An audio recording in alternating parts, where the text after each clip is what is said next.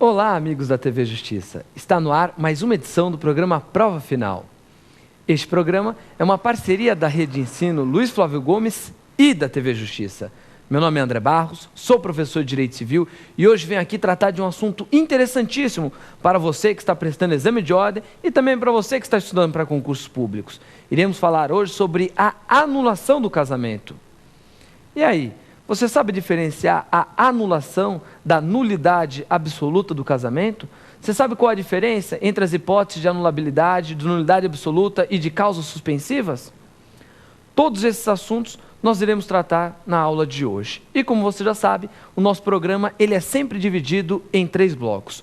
No primeiro bloco, tema do dia, iremos falar sobre a anulabilidade do casamento, expor o seu conceito, as suas hipóteses e as suas consequências.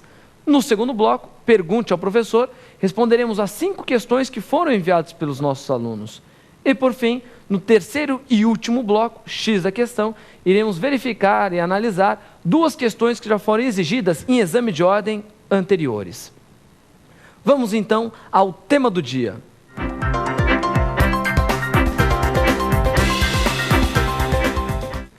Anulação de casamento é sinônimo de casamento nulo?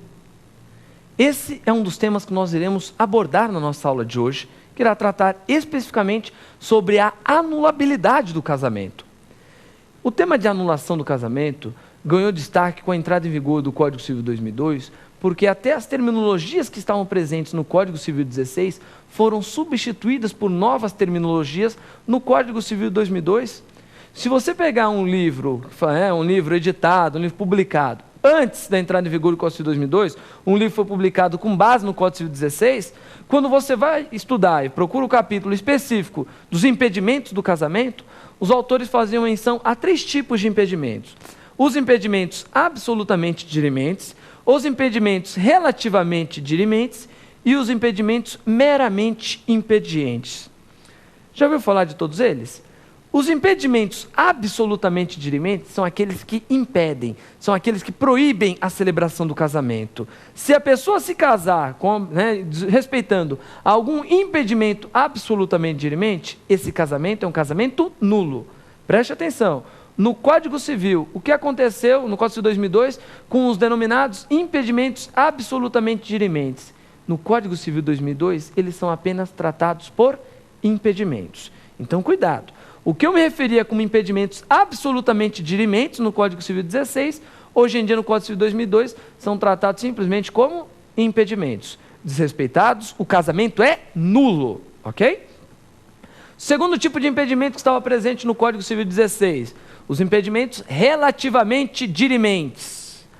No Código Civil de 2002, o Código não faz mais menção à palavra impedimentos. Quando a pessoa está numa situação que antigamente era tratada como impedimento relativamente dirimente no Código Civil 16, no Código Civil 2002 há apenas uma referência a causas de anulabilidade do casamento. Isso mesmo, o que antigamente era denominado como impedimento relativamente dirimente, hoje em dia no Código Civil 2002 são simplesmente causas de anulabilidade do casamento. Portanto, o casamento não é nulo se for desrespeitado. O casamento será anulável. E por fim, os últimos impedimentos do Código Civil 16, os impedimentos meramente impedientes, no Código Civil 2002, são simplesmente denominados como causas suspensivas. Esse é o primeiro ponto no qual você que está prestando exame de ordem, você que está prestando concurso público, tem que tomar muito cuidado. Vários autores ainda fazem menção a essas expressões que existem no Código Civil 16, que existiram no Código Civil 16, e que não estão presentes no Código Civil 2002. Mas justamente por estar na doutrina essas expressões ainda, os professores ainda fazerem referência a elas às vezes podem aparecer em algumas provas. Não fique contando com a anulabilidade dessa prova, desse concurso. Vá lá eventualmente e saiba que os impedimentos absolutamente dirimentes, hoje em dia são o que nós conhecemos como impedimentos, que os relativamente dirimentes são as causas de anulabilidade do casamento e os meramente impedientes são apenas hipóteses de causa suspensiva do casamento. O nosso foco é com relação às causas de anulabilidade do casamento, que nós já fizemos referência aqui, tornam o casamento anulável. Muito cuidado! Os impedimentos, que são aqueles que estão presentes lá, as regras estão presentes lá no artigo 1521 do Código Civil, eles geram a nulidade absoluta do casamento. O casamento é nulo. As causas de anulabilidade estão previstas no artigo 1550 e seguintes do Código Civil, não tornam o casamento nulo. Eles geram apenas a possibilidade de o casamento ser anulado. A nulidade, portanto, é relativa. E o que você que está prestando exame de ordem, está prestando concurso, tem que tomar muito cuidado. Você tem que tomar muito cuidado, porque quando nós falamos em anulabilidade do ato, o que nós temos? Nós temos sempre um prazo correndo para que essa anulabilidade ela seja reclamada em juízo. Isso mesmo. Falou em ato anulável, não é uma exclusividade do casamento, não. Toda vez que você estiver estudando a matéria de direito civil e falou a matéria, o livro, o código, fazer referência que determinado ato, determinado negócio é anulável, há sempre um prazo de decadência para ser requerida essa anulação em juízo. Professor, tem um prazo de decadência? Tem sim.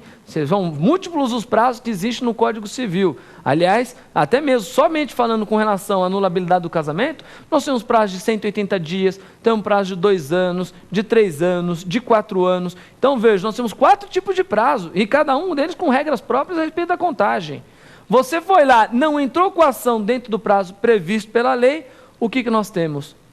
Nós temos que o ato foi convalidado. Então, olha só que interessante. Se você desrespeitou o impedimento e o casamento é nulo, não depende de prazo o reconhecimento estatal dessa nulidade absoluta.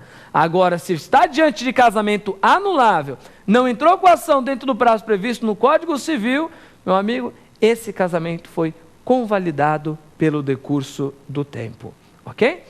Professor, e quais são as hipóteses que estão previstas no Código Civil 2002 a respeito da anulabilidade do casamento? Nós temos diversas hipóteses no Código Civil 2002 a respeito da anulidade do casamento. E a primeira delas é a anulabilidade do casamento da pessoa que não completou a idade mínima para casar. E aí, hein? Qual é a idade mínima para casar? É 18 anos? Ou é 16 anos? Tem diferença entre homem e mulher? Muito cuidado com isso em prova. De acordo com o Código Civil 2002, a idade núbil é de 16 anos, seja para o homem, seja para a mulher. Professor, mas 16 anos, a pessoa ainda não tem capacidade, civil. Opa, aí é que está. A capacidade civil não se confunde com a capacidade matrimonial. Eu tenho algumas relações entre elas, estabelece alguns vínculos entre as duas formas de capacidade. Mas cuidado, capacidade matrimonial não é adquirida aos 8 anos igual a capacidade civil. A capacidade matrimonial é adquirida a partir dos 16 anos de idade. Poxa, professor, e se a pessoa então não completou essa idade de 16 anos? Aí esse casamento será, em regra, um casamento anulável, ok? Então vejam, se a pessoa não completou a idade de 16 anos, a princípio esse casamento seria proibido pelo Código Civil. Poxa, professor, mas eu não tenho aquelas possibilidades excepcionais de celebrar um casamento de um menor de 16 anos de idade, uma pessoa que ainda não atingiu os 16 anos de idade? Tem sim. O artigo 1520 do Código Civil, ele estabelece 2 hipóteses onde pode ser celebrado o casamento de quem ainda não completou 16 anos de idade. A primeira hipótese, que não gera muito polêmica, é a hipótese de gravidez. Então, se a pessoa ficou grávida, a partir daí o legislador entendeu que já estava sendo constituída uma nova família de fato, não havia por que se impedir a constituição jurídica da família. O que, de certa forma, dá para ser interpretado, até com relativa tranquilidade. Agora vejo, e a segunda hipótese? A segunda hipótese não, essa aqui não há tranquilidade alguma na interpretação. Aliás, hoje em dia é um dos pontos mais polêmicos a respeito da celebração do casamento, que é a hipótese do quê? Da celebração do casamento de quem não completou 16 anos de idade para evitar imposição ou cumprimento de pena. Essa hipótese ainda está em vigor? Dependendo do autor que você pegar de direito civil,